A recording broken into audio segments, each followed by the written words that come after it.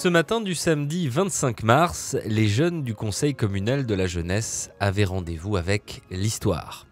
Âgés de 11 à 18 ans et accompagnés de membres de leur famille, du maire de Suresnes et de plusieurs élus, une vingtaine d'entre eux ont franchi la porte donnant accès au mémorial de la France combattante. Dans l'enceinte de la forteresse du Mont-Valérien, la nature rayonnante en ce début de printemps masque les drames du passé, car en ces lieux bucoliques, plus de 1000 résistants et otages ont été fusillés par l'occupant allemand entre 1941 et 1944.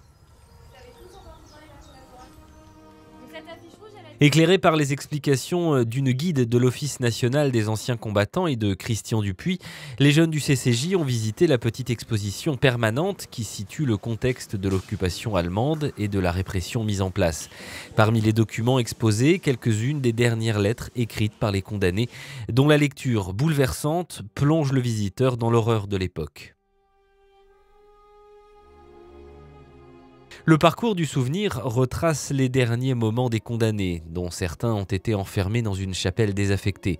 Sur les murs, leurs derniers témoignages sous forme de graffiti. Au sol, les poteaux d'exécution restaurés qui portent les traces des balles et les cercueils qui servaient à transporter les corps. Après un arrêt dans la tristement célèbre clairière des fusillés, où avaient lieu les exécutions, le groupe a terminé sa visite dans la crypte où reposent les corps de 16 combattants morts pour la France. À la sortie, l'émotion est forte. C'est très émouvant de revenir là où ça s'est passé, parce que là on ne voit pas, mais émotionnellement c'est très fort. Alors moi c'est la jeunesse des gens qui ont été fusillés qui m'a beaucoup émue. J'ai lu les lettres, j'ai réussi à en lire 2, j'ai pas pu aller plus loin. C'était vraiment une grosse émotion ce matin. Ça donne aujourd'hui où la France est d'une certaine manière aussi attaquée au nom d'une idéologie. Ça prend véritablement tout son sens et c'est assez poignant. Pour tous les jeunes, la visite du mémorial du Mont-Valérien a l'intérêt d'approfondir leurs connaissances sur la Seconde Guerre mondiale qui fait partie des programmes scolaires.